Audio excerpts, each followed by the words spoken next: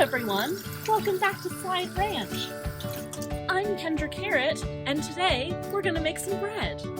Today, when we make our bread in our beautiful cob oven here, we'll need a few very special ingredients.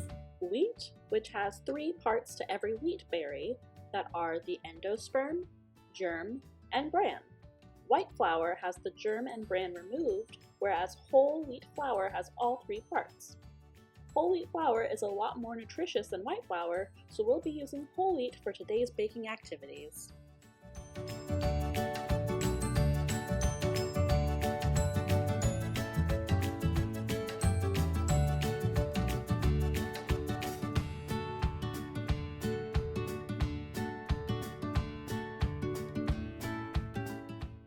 The next ingredient we'll need is yeast, which are tiny fungi that feed off of simple sugars found in flour.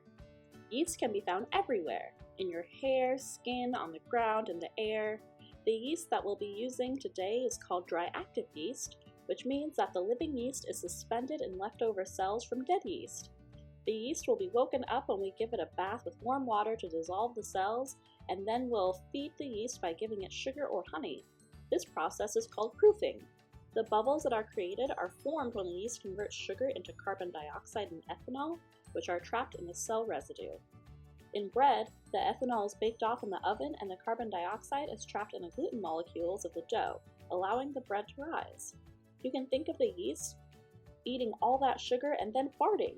The air is what makes our bread nice and fluffy. A few other ingredients we'll be using today are salt and oil, as well as one of my personal favorite ingredients, herbs from the garden, rosemary and sage.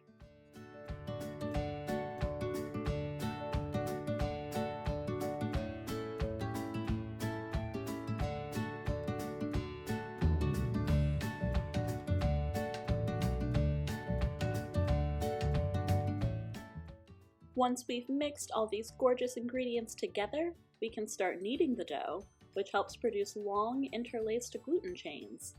This creates elasticity in the dough, which allows gas from the yeast to be captured, making it rise and giving the bread texture. Without these chains, the carbon dioxide from the yeast would escape from the dough, creating a heavy, dense loaf.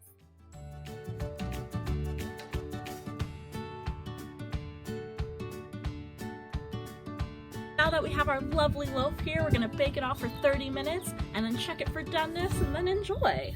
Now let's see how our lovely loaf is looking. Wow, so beautiful, so done. I think it's time to enjoy with some friends.